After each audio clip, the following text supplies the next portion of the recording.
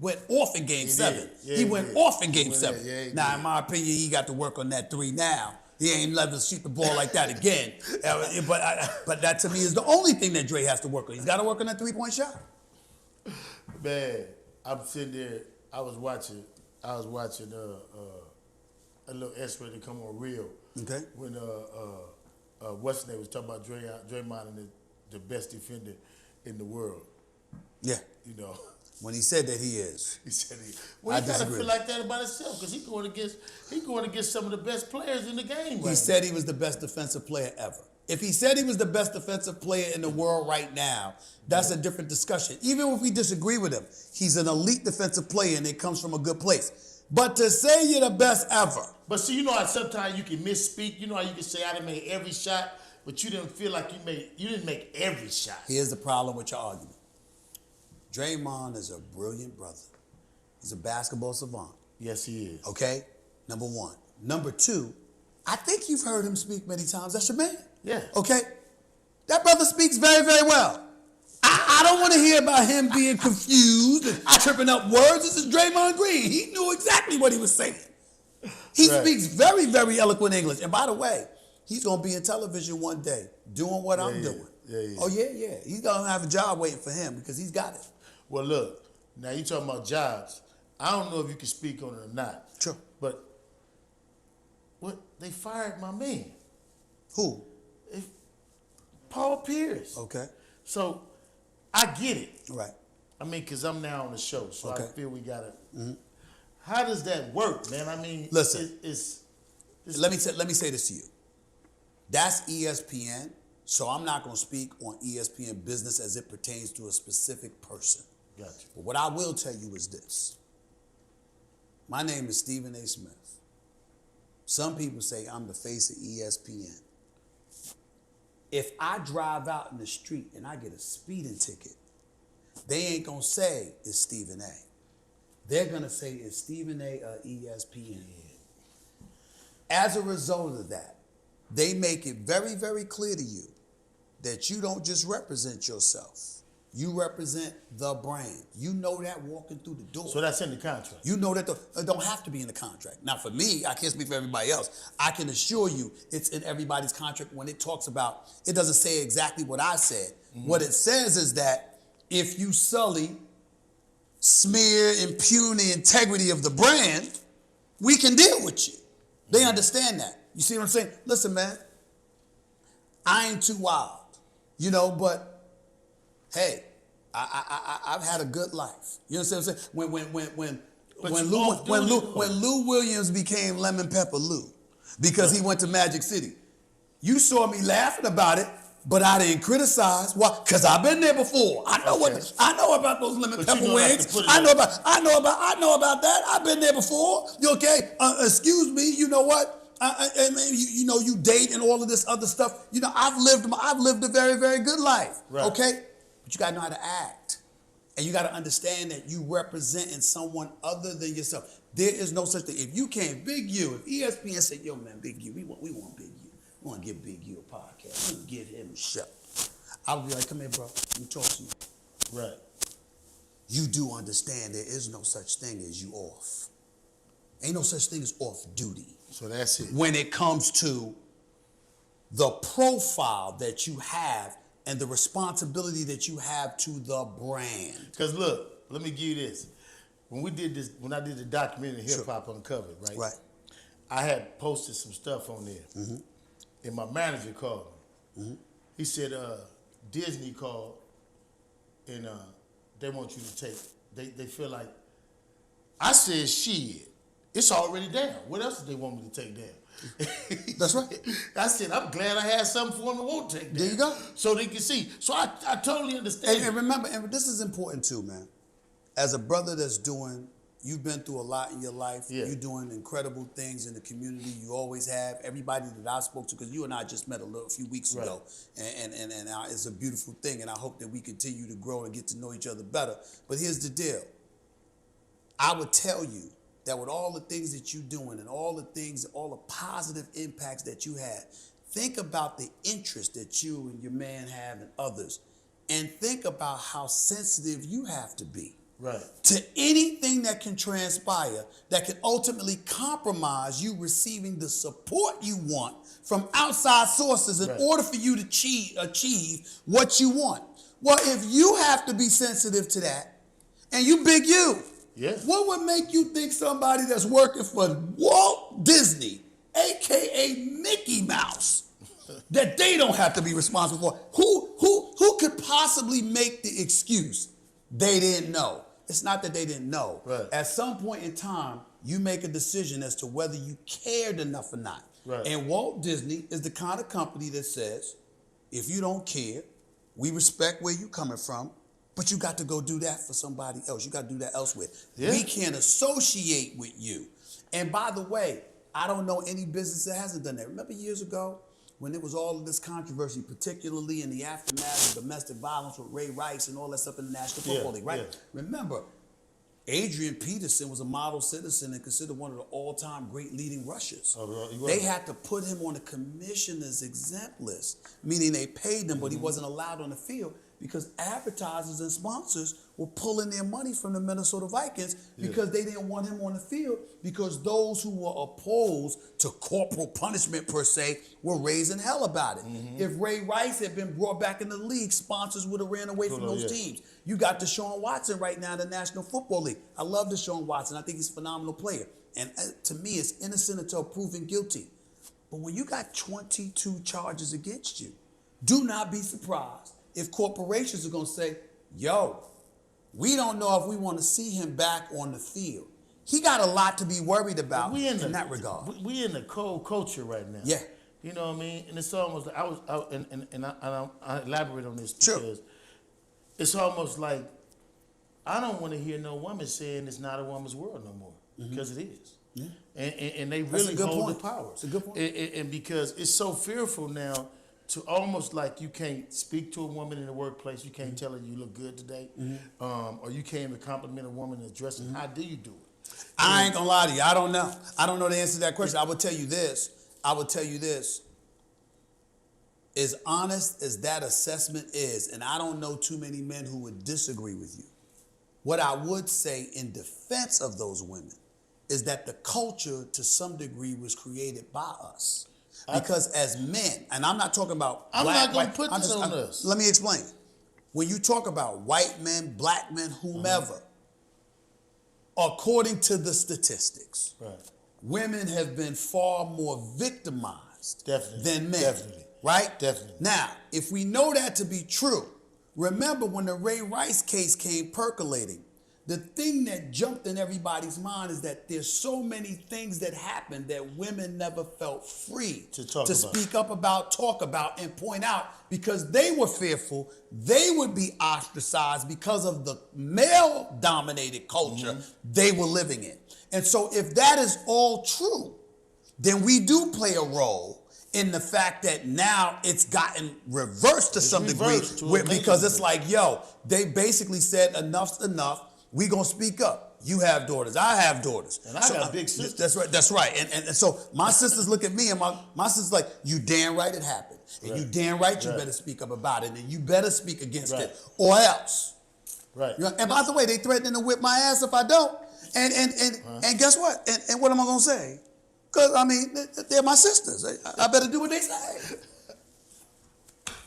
So look, in closing, Yeah, man. this situation with the All-Star game, Major League them Baseball? pulling everything out of Georgia and because of this voting thing. What you think about that? Or can you speak on that? I can speak on it. I have spoken on it. It's tricky because on one hand, here's where I'm at. You're trying to suppress the black vote.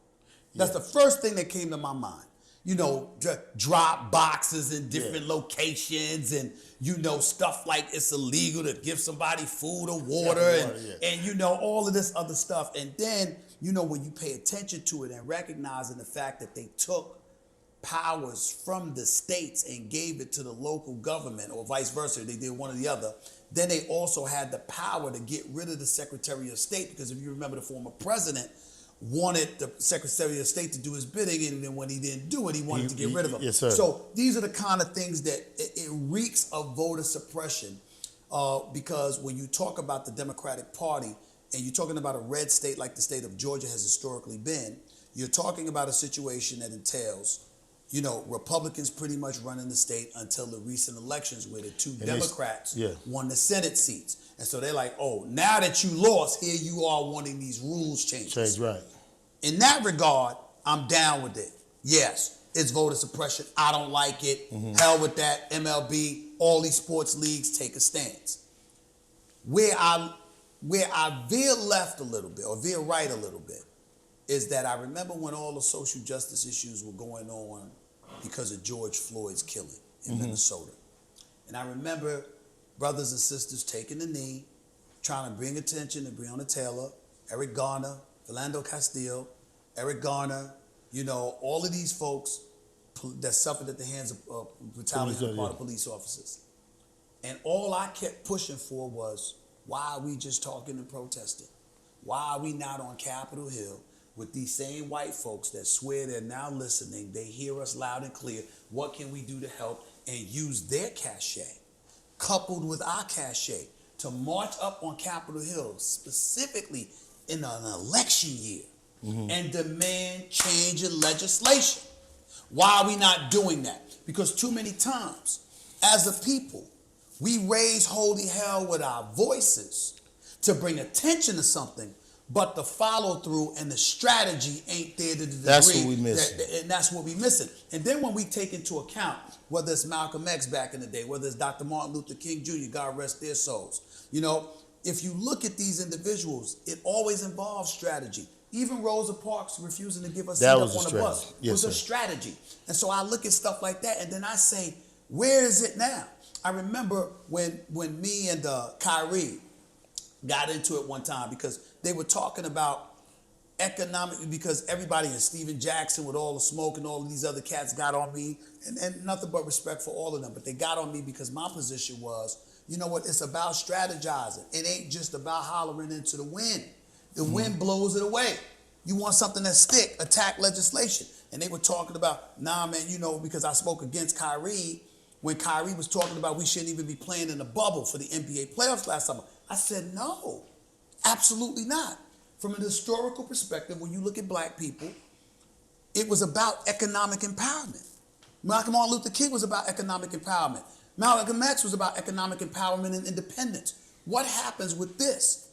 If the players had listened to Kyrie Irving and not played in the bubble, Biggie, the NBA had a license to rip up the collective bargaining agreement worth billions that they had just agreed to.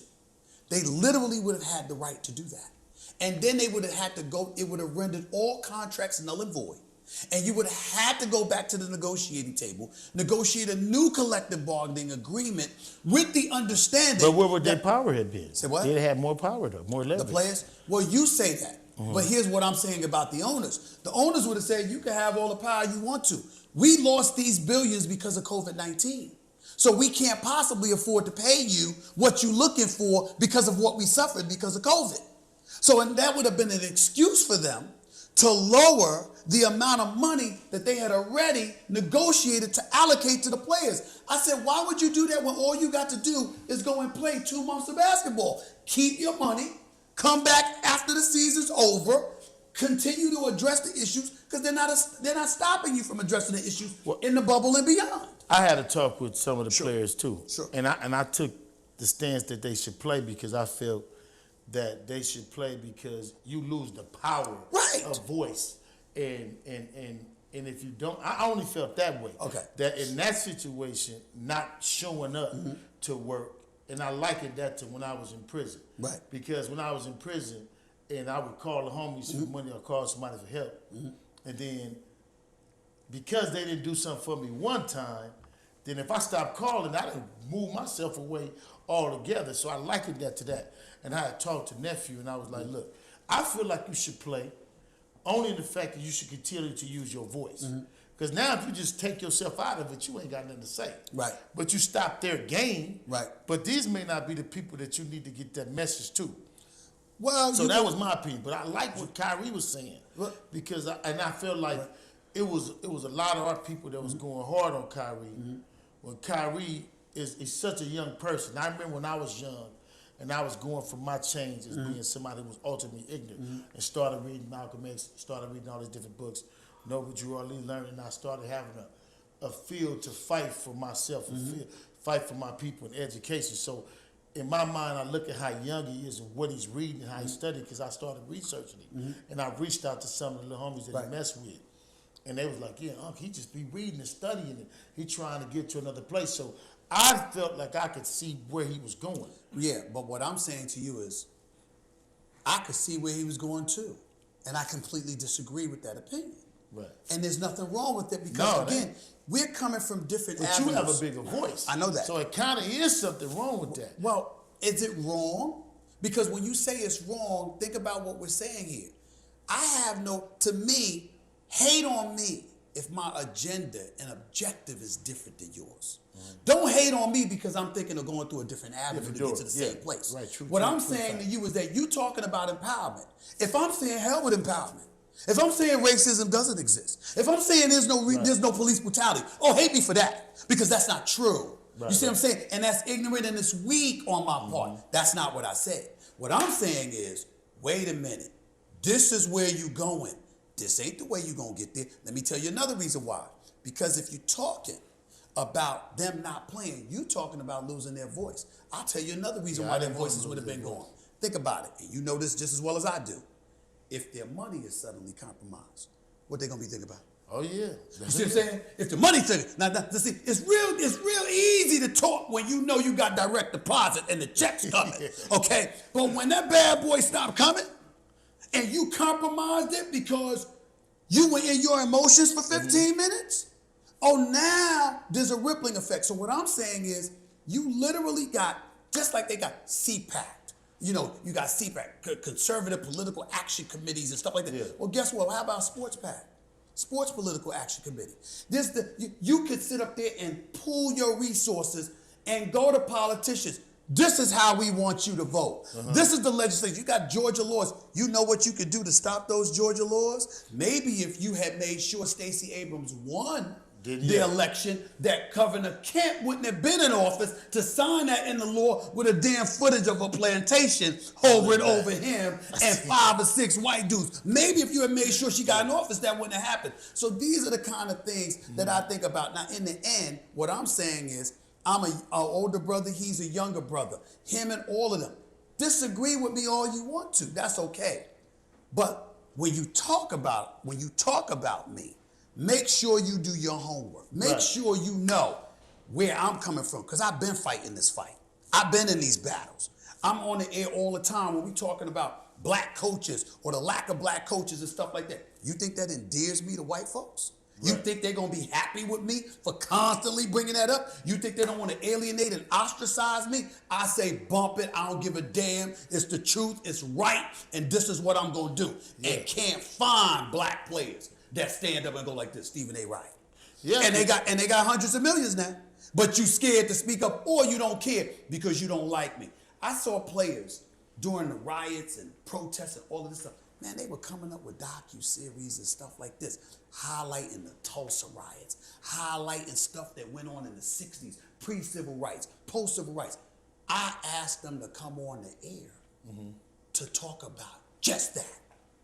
Nothing else. No basketball, no football, no nothing. Let's talk about that. Oh, you didn't like what I said about your game, and so you don't want to come on. Really? You got to understand that at some point in time, and I know you get it, I get it, but at some point in time, it's about realizing certain things bigger than you. I might not like what you have to say, but if the agenda is aligned and we're trying to accomplish a bigger goal, then guess what? I ain't worried about it. I think when you're talking about young people and you're talking about people who are growing, it's a step it's steps they make. I agree. And then, you know what I mean? Because, like, before you got to where you were, you experienced a lot of things. Right. Hiring and firing. Right. And growing. And a lot of these babies, or these youngsters, I don't want to disrespect them, but a lot of these youngsters are going through things that are letting them grow into it. A lot of them are just now starting to see where they're getting their voice. And LeBron, to me, is leading that. Yes, he is. And he is what Michael Jordan, people were asking Jordan to be. at that time. But it was a different time. Yeah, it was definitely a different And Jordan time. couldn't get away. Jordan couldn't get away with what LeBron could get away with now. I don't know about that, but he could have spoken a little more. No, you could say. I'm not even saying Right, that right, he I could know. have spoken. Yeah, a but little I'm more. just saying. But I'm just saying what he does behind the scenes for black folks, Mm-hmm. it might not have been that apparent in front of the camera, Right. but because he did it, it allowed them to be more receptive to Shaq, Kobe, LeBron, and everybody in between. And what I'm saying, because see, LeBron is such an example, Mm-hmm. and because he's so big and respected, Right. he has given them voice. Yeah. Because when I was talking to one of the kids, I was saying that you guys didn't speak up when football was speaking up. Mm-hmm. You guys were silent. So now it's your turn because the fight has landed in y'all steps. So That's what you were is saying that- to the basketball players? That's what I was saying Well, to let the me tell you basketball players this. I was talking to at the Let me time. tell you this. They should have never, ever have allowed the football players to go out front and center. You know why? Because they don't get no money. Because your money's guaranteed, not theirs. Exactly. Ain't no football. You got football players that's telling you all the time. Listen, you take away the top 20 players. How much And it's football over. players getting? You Shit, understand? about So 200, the 300,000. reality is that you put them, you left them out there. To whom much is given, much is required. That's like me. I got brothers like the Sports Brothers in Miami that's up and coming, along with cats that's in the industry that's up and coming. That's like me telling them, y'all go speak. Right.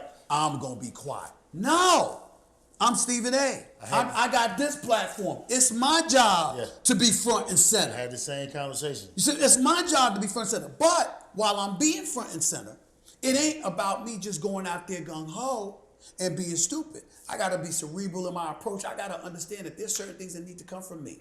There's certain things that need to come from somebody else. Exactly. There's certain times that I need to. There's certain times that I need to say this. There's certain times that I need to scale it back because I got a bigger battle coming down the pike, and I want to make sure I'm heard on this, and I don't dilute my message by having an argument that's of this importance when I know in about a week I'm gonna have an argument that's this important. You got to make all of those decisions. Yeah. And you got to be smart about it when you're in my position. But these young cats that might not appreciate that position, there's a difference between a young cat that just don't know any better, because we all run across that, and we were all that person. Yeah, we were. Right? So both. There's a difference between that, however, and a young cat that feels because he got it going on, he doesn't have to show you any respect whatsoever. And that's you know in all those. walks of You life. know those. Oh, my And what I'm saying to you is that those cats, I don't give a damn how young you are. I have no use for you. Because when I was that age, I wasn't like that. Right. You couldn't have uncle, anybody else that was an elder statesman come up to me. I might have been dismissive in my mind, like I'm young, I know, they don't know, they old, they passed. But I was never disrespectful towards them because I respect my elders and that that's they got wisdom that I might not have. That's this show. This show is about checking in hip hop, and it's about it was the birth of the idea of us checking in to let people understand that you should check in, and that's what it's about. Yeah. Young people, and that's in the source. Y'all checking Yeah. in, and you've been there because you said earlier something that touched me when you said that a lot of these youngsters don't realize you're getting calls from your OGs, from guys who played this game from the beginning of his time. You know what I mean? Hall of Famers call me all the time. Do not let them off the hook. Hold them to the same standard That's it. you hold us to. So what I do is, if it's your personal life, as long as you don't end up in the police blotters, that's your business. I ain't got nothing to say. I don't see no evil here, though. It ain't none of my business. Right. But what you do on the court or the field, in front of thousands in attendance, millions watching on television, yo, that's my domain. I know what I'm looking at. And it's I'm a gonna part say of the it. industry. And The it's a media part of the drives the industry, industry, yeah. and it's a money maker and the whole bit, and all of those things come with it. But it's about being fair. It's about being human. But I'm gonna be honest with you, especially when it comes to me. It's also about not kissing anybody's ass. Right. I ain't doing that. The bottom line is I answer to my public. When I'm out there talking, you all expect, if you see me, if you watching LeBron play and your Lakers play, and LeBron shoot 3 for 20, and y'all lose, Yeah. And I go on the air. Well, you know what? I mean, he really didn't have that bad of a game. I mean, he really wasn't that You bad. better get him, bro. You're going to go like You this. got to get You're up. going to be like this. You're going to be like, what the hell's wrong with Stephen A? What the hell's wrong with you? Going to call my man Mark Stevens. You going to call my man Mark Stevens. Mark Stevens going to be like, man, what's the matter with you, dog? You can't say nothing like that. That's what you're going to say. Exactly. So I'm just saying, people, because of the role I play, people expect me to give it to them straight based on what I see and what I'm observing covering the league. And my response to the public is, I ain't talking about, I ain't getting nobody's personal life so long as they ain't on the police blockers. But what you do on the court or field of play, I'm going to call it like I see it. You play great, I'm going to say so. You play like garbage. I ain't going to say you struggle. I'm going to say you play like garbage. That's what it is. That's the way it's been. That's the way it's going to stay. And I mean, I think that people have to realize how many years you've been in this. And 27. And that's a lot of years. That's older than some of these babies been living. Yeah, exactly. 27 years. And you have done with all manners of the streets and people coming in and going out. It's amazing because it's like you just sit up there and it's like guys get so mad at you based on what you say. And I'm like, if they only knew what I could say. Right. You know, you got to remember, you have teammates, you have administrative officials that work with you, you have coaches, you have executives, you have owners. I know people for every single team. Right. In most sports. I have half of them on speed dial. It's nothing for me to find out something. Now, I'm not going to say anything. Right. Unless it's pertaining to the game. But the point is like, listen, you know what they said? What they say? I remember one Mission Impossible movie. Dude, I think it was the first Mission Impossible. And the guy that was chasing after Tom Cruise, he said, what's the suspense here? You find a soft spot and you squeeze. And that's what you do as a journalist. You find okay, where's the soft spot? Who knows what? And you ultimately get connected to them. When you've been covering the league for over a quarter century, It's not nobody you don't know. You know enough. You don't know everything. No one knows everything. But you know enough to do your job well. Okay, well, Michael Rappaport, man. Yeah, man. He was wrong. You don't do that. That's violating all kind of man codes. And I spoke to Michael about that. And I like Michael. He's a bit wild with his political commentary, stuff like that, but I like him. But he was wrong, and I told him so. Dead wrong. Now, in his words, you know, once KD mentioned his wife, that's when he lost it. Still, though. And I say still, you violated all kind of man rules. Yeah. You know, you don't do that. Listen, I've had private conversations with countless players. I have never, ever, ever in my career revealed a private conversation with anyone without their permission, if it's private. That's a principle that you got to hold on to. And I guess it helps because that's me coming from the streets. See, I can't lift my head up. I can't lift my head up, meet cats like you and Doe and others, knowing I'm that kind of dude. I can't do something like that. I think that's what people need to know about you, though. They know. Trust me. You know what I'm saying? Because, you know, sometimes you can see and you hear a person talking, you think that he's talking about everything that he know. Right.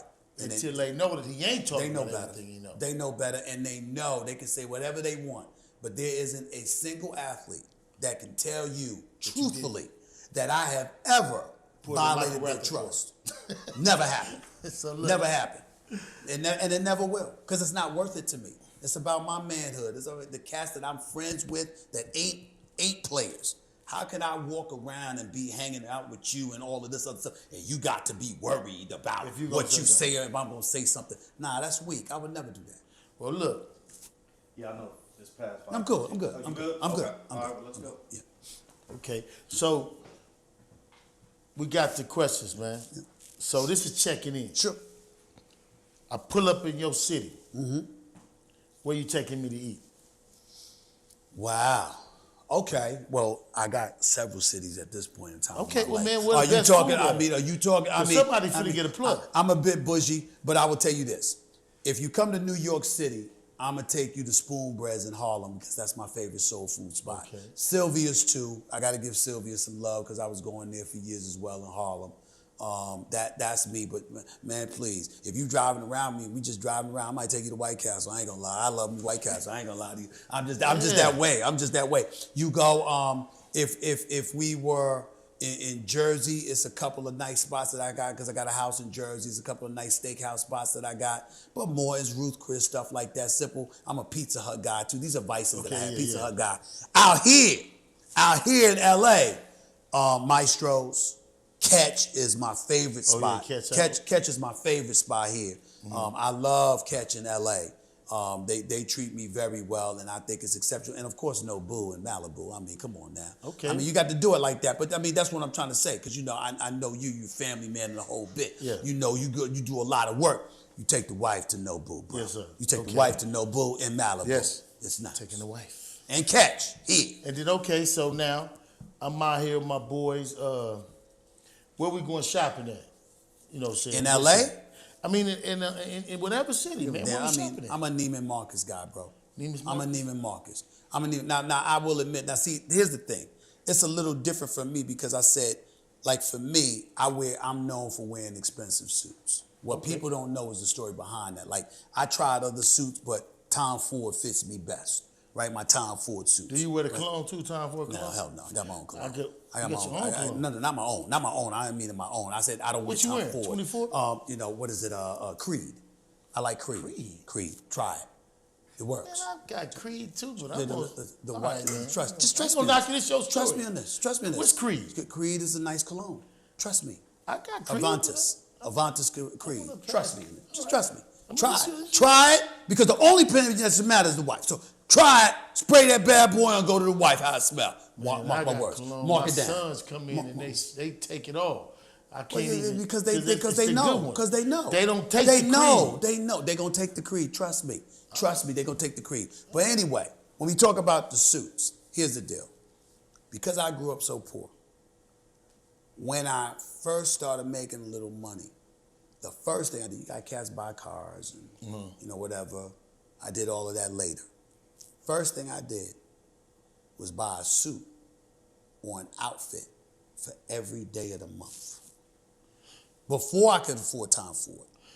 You But bought every 30 day. suits? No, or blazers with a shirt. Like for Okay, example, yeah, when I was poorer, I would take a blazer that I could wear 3 different ways. With a white shirt, a black shirt, a brown shirt, or whatever the case may be, and I mix and match it. But I made sure I had 30 outfits. Now I can afford 30 suits. Got you. All right, so I have a suit for every day of the month. You know why I did that? No. In case I lose my job, I never have to get dressed for an interview.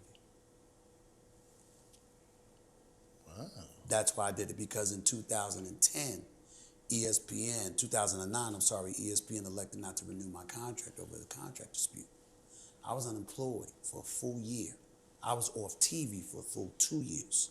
In I went 2009? in 2009, I went from making over $1 million a year to making zero for a whole year, not a dime. I lived off my savings. So what happened with what did you have? Contract dispute. I thought I was worth more money than they thought. And I turned down their offer and they said, bump it, bye. Just like that. So I learned the hard way that I didn't know as much as I knew about my business. If you remember, you watch Dave Chappelle, when he's talking now with his latest thing on Netflix or whatever, he's talking about how he's a master of his own business. He knows how much he's worth. Right. He has an idea. He's a master at studying his own business. So when I was let go, I went about the business of locking in on my worth. What I thought I was worth revenue-wise and stuff like that, I was wrong. I miscalculated because I didn't pay attention.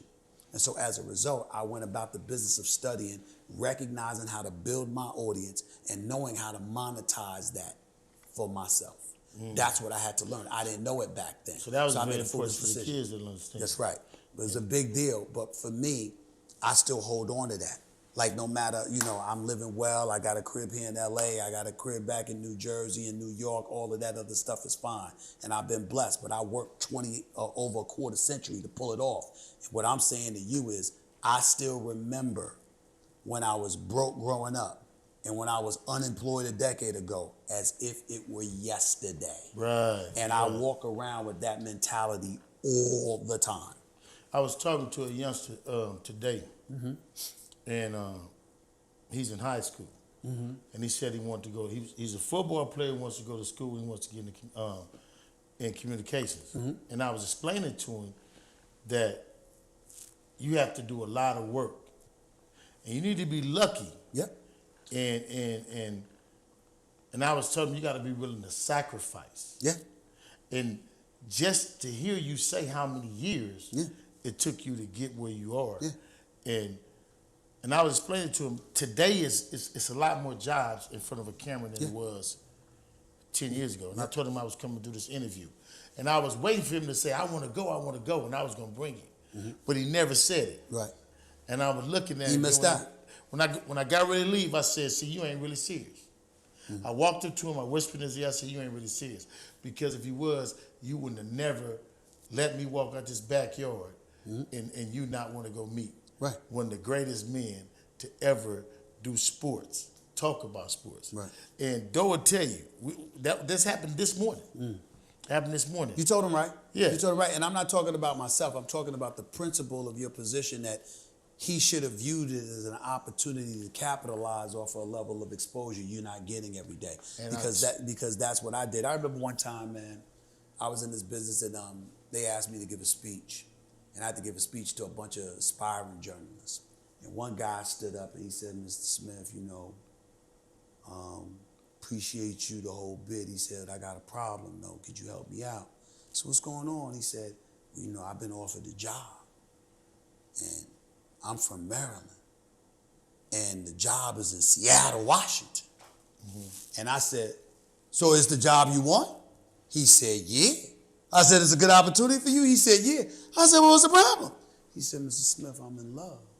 Oh, then I'm in love, and if I take this opportunity, I don't know what's going to happen in the relationship.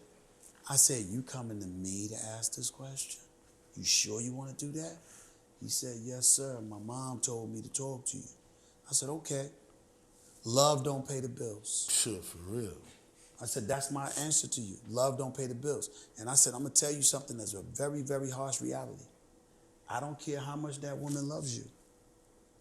It's going to be compromised if you can't pay the bills. Exactly. Don't let them tell you any different. You can't pay the bills, you're going to have a problem. Yes, sir. And I said, so I'm not telling you to get rid of her, dump her, or anything like that. Shoot, she might be a hell of a catch. But don't you want to take care of her?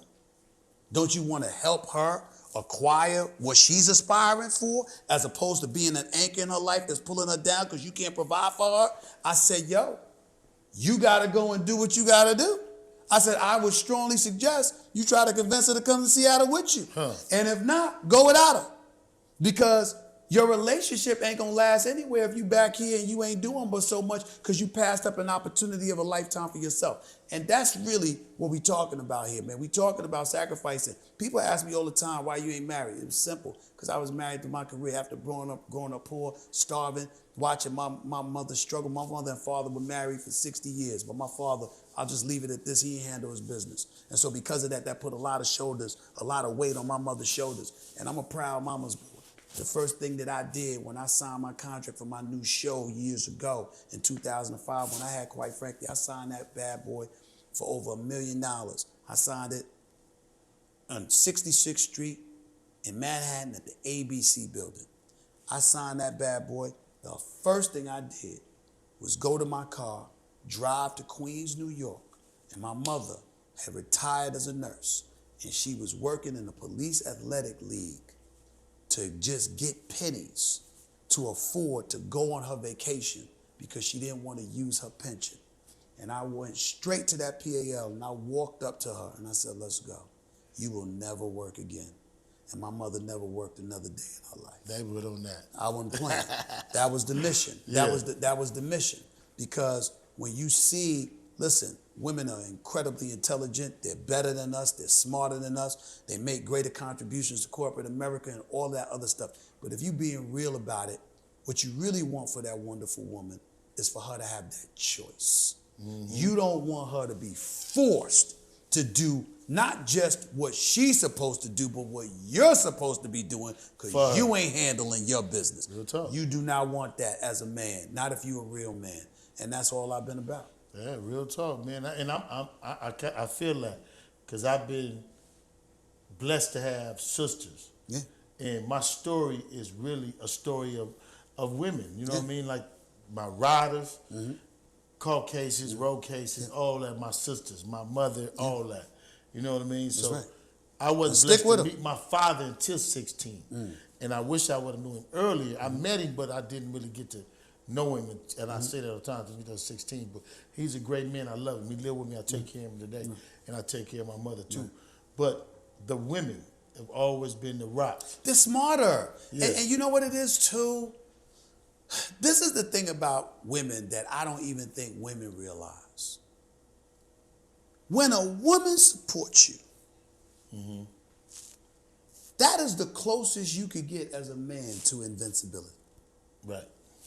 I don't think women realize that. You know, you got a lot of women that they're confident and they'll say, yeah, we get it, but they don't really get how it hits you. When you have a woman who genuinely has your best interest at heart, and she's that ride and die chick for you, Oh, you can feel it. you can feel it. And it's like, there's no one that can touch you. They really, really can't, because you got her. And so for me, it's like, but I'm not talking about just a wife or a girlfriend. I'm talking about sisters. I'm talking about, they could be sisters, they could be cousins, they could be, when the female or females are in your life, yeah, you're a dude, you need some testosterone around you, you understand what I'm saying? You got to remain hardcore to some degree, pig-headed, the ego, those things help. But in terms of that safety net, that foundation, that cushion, that no matter how hard you fall or how low you fall, that something or someone is going to be there to pick you up. It ain't nothing better than a woman. Man. Ain't nothing better than a Let me woman. tell you, I did 13 years, and that's all I had. Yeah. That's all I had. Yeah. I mean, you know what I'm saying? I had my wife, Yeah. my mother, and my sisters, man. And I would get, my homegirls, I would always get a letter from one of my homegirls. It'd be $50. Yeah. It'd be months. We would go. Because the fellas ain't writing like that. They ain't doing that. Well, I want to say a lot they of ain't them. right, it's just they wrote. Right. That's what I mean. But that's what I mean. They there for you, but they ain't just the type to sit down and They ain't express gonna do their that. thoughts. Right. That's usually not the fellas. Yeah, you ain't gonna That's get usually the not old fellas. pictures and all that, the old time. Nah. The homies will Right. pull up. Right. You know what I'm saying? Yeah. But no, you need that. No, Yeah. I could never say enough about my sisters born to me. Yeah. It's my blood sisters, then my sisters that I met through the world and Yeah. through, because it's no separation, because I love them all of it. And they love Yeah. Big U. Man, You know what I'm saying? when they gave me the television show, quite frankly, they came to me, I was making $200,000 a year. They came to me with 1.3 million. And I didn't want to take it. I was scared. I was like, I ain't never hosted no show before. I don't know what to do here. Right. My older sister, Linda, oh, we a punk now? Oh, that's what we do? That's how we do? We a punk now? We just gonna run because it's an opportunity that we scared of. That's what we do. That's what my brother's doing now. That's not the brother I knew. This dude in front of me right now is just a little old punk. I don't even know who you are. I was like, what? I'm taking the job. I'm taking the job. It was because she came at me like that. She didn't give me any reason to doubt. And then now that, you know, I'm obviously more successful, my youngest sister Carmen, always around. Carmen and still Linda and my other sister, they like, yo, you gonna do this. Carmen's like, you realize you the best. You do understand that. All the numbers, the revenue, the ratings, you the best. You they got all the numbers. They got numbers you respect to, man. I didn't even realize my sister had spoken to my manager and one of my agents, and I didn't even notice. She came to me and she said, do you know you've been #1 for the last 8 years in counting? She said, you had the #1 morning show. You generating the most revenue. And I had no idea. And she said, you had to know because you always pay attention now because you know your business, remember? I said, yeah, but I didn't want to pay attention to it to that point once I knew. In other words, I knew it, but then I stepped away from it because I put my head down. I got other stuff to accomplish. And she reeled me back. No, you #1. You #1. And she said, now it ain't going to last forever. You know that. but nobody can take away from you what you've accomplished. No. You've already done it. No. And I was like, and I smiled. I was like, well, that puts it in perspective. No. Because when it's something, because think about it, when you're a player, you win the championship this year. You might lose it next year. Exactly. You might lose it the next year. But they can't take away what you got this year. And that's what you play for. This is what I do for to be number one. I've been number one for 8 years. I've been around some of these kids when they win these championships, and I tell them they can't never take that away from you. Never. You're a champ, but you gotta enjoy it. You got to enjoy it. You 'Cause got to relish somebody it and coming appreciate for what you. got there. That's Somebody right. coming for you. Somebody coming for you. You got to remember what it took to get you there, and you got to hold on to that to transfer that attitude and that energy to whatever else you choose to do. You see what I'm saying? It can't be one dimensional. I have no doubt. I have no desire to continue doing First Take for the next 5-10 years. But it's brilliant though. Yeah.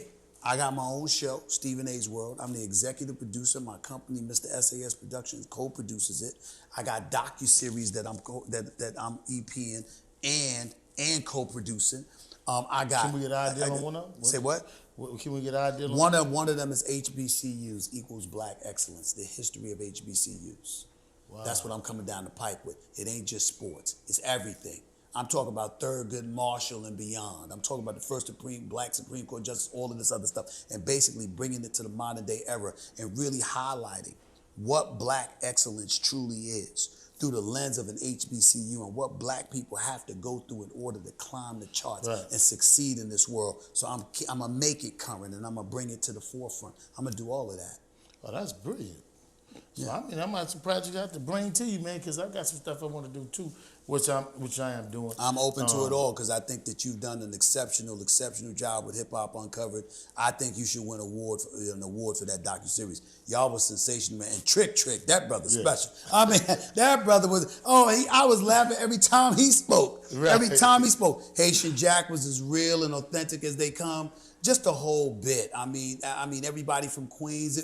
It was really good. You did a sensational job with that docuseries. You should really, really be proud of that, bro. No, You really man, should. I am, man. I'm proud of the people that helped us do it. And Rashidi Harper was the director. Okay. Michael Spellman was the brains. Jimmy Chris was the idea who brought the idea to me, and then Right. I went to work and put it together and brought those people in. Obi was the one who kept us glued together, you know, because we go all over the place, man. But we was brilliant to have an all-black cast. And like you say, Disney took a chance on us through FX all the way down to Lightbox. Right. And so that was just a pleasure to be able to have that. And you know what's so funny is people say Disney. Man, I too don't. You see, some of you can't realize the power of it because you work in it and Right. this everyday grind. Because I'd have been around some celebrities, man. I'd have said, you know, that was a Disney. Yeah. Disney? Yeah.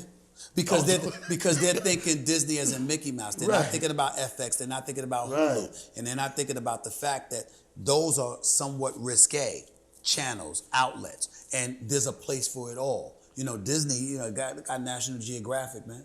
You know what I'm saying? Right. I mean, you got a whole bunch of stuff with Disney. I'll tell you something right now.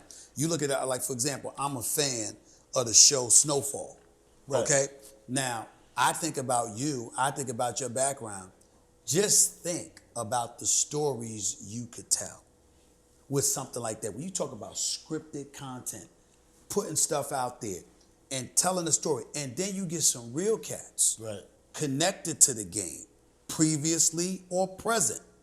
They can serve as consultants. They can serve as producers. See, a lot of times, man, when we look at our society as a whole, we just look at the end result and we hate on people. Right. And what we're not looking at is the road they traveled and had to maneuver their way through trying to get beyond it. And so what I'm saying is that when you have an opportunity to show others, yo, there's a way for you out here, you go out about this, make some money legitimately, become stars Right. at what this is about. You'd be surprised what you're going to be able to do, and you'd be surprised how interested they're going to be. Well, that's what I mean. I'm hoping that we open up gates Yeah. like that, and like I said, they had asked me about it earlier. We haven't renewed nothing yet. We're talking about it. I got a lot of ideas on things that I want to do because that's just one of the things that I want to do, and to be able to tell our story. Yeah. And because I feel like hip hop has influenced this generation of athletes. You know what I mean? And I know you can see it because we both grew up. We both in grew the up. We were beginning of influenced by it. hip-hop. Yeah. Yes. And we can see it from the Allen Iverson look, Yeah. from the big pants, and Yeah. now we're in short pants, a different generation, so we're growing it. And I feel like now, with the success of Hip Hop Uncovered, we together, I definitely want to talk to you about something, me and Dora, about Sure. doing some other things too. Sure. And creating a platform where we can tell these stories and people can see end results. Because I tell people all the time, you can't just tell a story and you say you just, it's nothing to it. Like, Right. where's the story? Where's the grit? Yeah. Where's the fight to get right? Exactly. You know what I mean? Yeah. Because I didn't just start selling drugs. I learned it from home. You know what I mean? Not from my mother's home, but from the family that was around there. And we went out into the world. Yeah. We took that to the world. But at some point, I had to change. Yeah. Some point, I had to grow up. And at some point, you also got to receive the level of understanding necessary. I remember there's been plenty of white executives that have come up to me and it's like, well, you made it. How come they couldn't? I said, first of all, I had the most wonderful mother on the planet Earth. Wow, me too. Secondly, drug dealers saved my life. Eisenhower's Queens. I was always out there shooting the rock and what have you, shooting hoops and stuff like that. But because we were poor, I was tempted to deal drugs. I was tempted to be on those street corners. I was tempted to get into that game. They wouldn't allow it. They said, we see potential in you. Get your little ass out of here. Okay, when I came to shoot baskets, they would sit up there and say, all right, you got about an hour and a half before we start doing our thing. And they literally would instruct all the other cats in the neighborhood, leave him alone. Don't Right. touch him.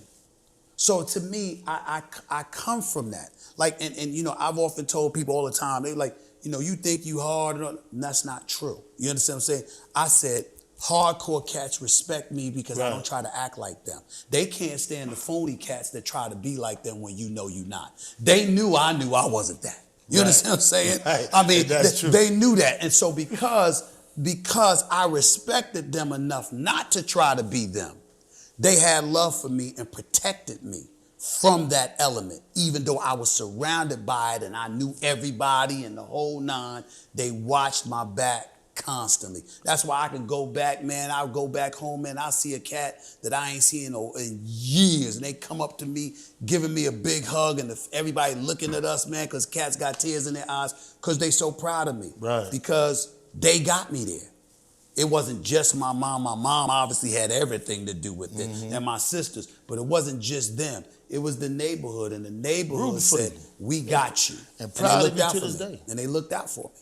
Man, well, look, I definitely could talk to you forever. And, man, we could chop it up because, I mean, we come from the same walk. we go. But we got one thing that we do here at World Star. And this is the thing we do. Okay. We created this word. It's called grandiose. Grandiose. So here at World Star, this is what we do. Okay. It's called the grandiose. And it's like you got to tell this grandiose story. So you get a minute, you get 2 minutes to tell us the most grandiose story. It don't matter if it's true, if it's a part true. You know, you could have flew in on a whale and landed the whale on Brooklyn, on the biggest building in Brooklyn. Went down and got you a Philly cheesesteak, and then got back in the whale and drove down. And you know, but it's the grandiose. You know what I mean? Whatever. It's Stephen A. and the grandiose. I'm gonna tell you something. It involves a female, Okay. and it's true. It ain't fake. So, oftentimes, I often tell people, and it's like it can be grandiose is good or bad. To me, it's right here in the middle. So, oftentimes, so many times when people talk about betrayal, they think, all right, you slept with somebody else, you did something like that. No, there's a multitude of ways to betray people. So I had this girl, this honey I was dating, was talking to her in college. And I was leaving from Winston-Salem State, and I was going to the movie theater. And I was driving to the movie theater, and the next thing I know, one cop is behind me. Another cop car comes up. Another cop car comes up. But the one that was behind me initially, I never stopped because he was in a plain car. It wasn't no siren or anything. So once I see the cops coming up and stuff like that, I pull over. Like, what the hell's going on? Guy gets out the car, pulls out his gun. Get the F out of the car right now. Get the fuck out of the car. You know, and pointed it right at me. Put my hands up like, what the hell's going on? You know what I'm saying? He said, and then took me and threw me against the car door. Threw me against the hood of the car or whatever. And what did I do? What did I do? You fucking saw me coming after you. You were speeding. I said, how do I know you're a cop? You didn't have a siren on, ain't a cop car, whatever, whatever. And the other cops came, right? And literally, a rare experience, the cop told him to back off. Relax, relax, relax, calm down. He's a kid. You know, I was in college. He's a kid. The girl I was dating walked up to the car right in front of me and the cops. What you do now?